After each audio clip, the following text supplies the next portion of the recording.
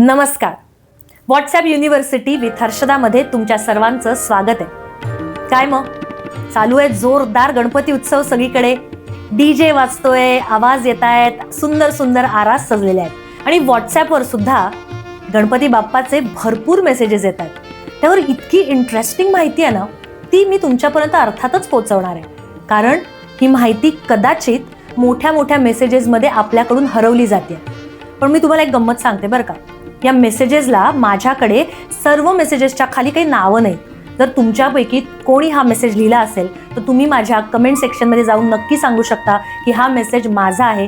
तुमचं क्रेडिट मी नक्कीच तुम्हाला देईन. सो आज मी तुम्हाला सांगणार आहे काही ट्रिव्हियाज.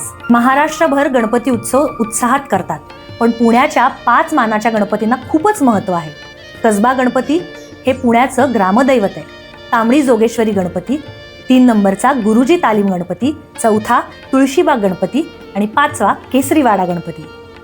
त्याचप्रमाणे मुंबईचा लालबागचा राजा ह्याच्या दर्शनासाठी तर लाखो भाविक लांब लांबून येतात आणि किलोमीटरभर रांग लावतात. ही गणपतीची मूर्ती तर 14 फुटांपेक्षा जास्त उंच आहे आणि कांबळी कुटुंबातील कारागीरच ही मूर्ती बनवतात.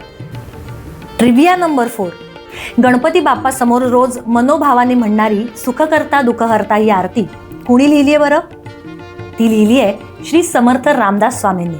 पुणे जिल्ह्यातील मोरगाव येथील गणपतीची मूर्ती पाहून ही आरती लिहिण्याची त्यांना प्रेरणा मिळाली.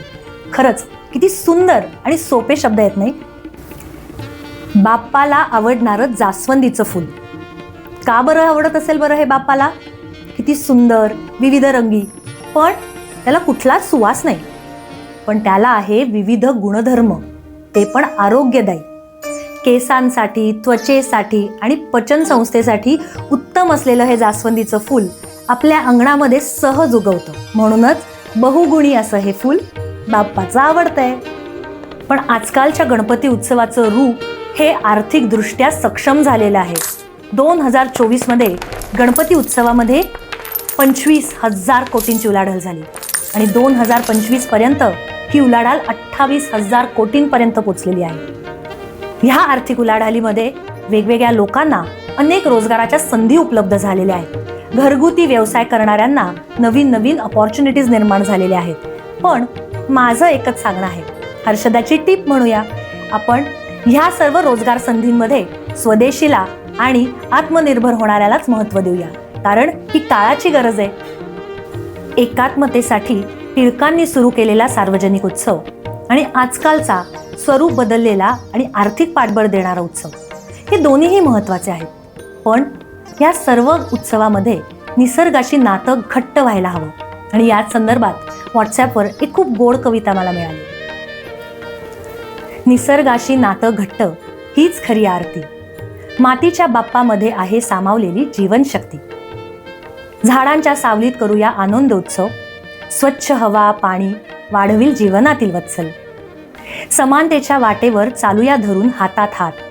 स्त्री पुरुष भेद मिटवू हीच धरू कास. भक्ती व भावामध्ये नाही कुणी लहान मोठे. गणपती बाप्पासाठी आपण सर्वच लहान मुले. प्लास्टिकची नाही गरज, नको हानिकारक ध्वनी प्रदूषण. शांततेत बाप्पा ऐकतील आपल्या मनातील गुंजन. प्रेमाने सजवूया उत्सव, नको दिखावा बाह्य. एकतेची शिकवण जपून करूया एकमेका सहाय्य. आणि विसर्जनावेळी बाप्पा घेऊन जाशील दूर अहंकार, लोभ, वाईट सवयी आणि अराजकतेचा सूर.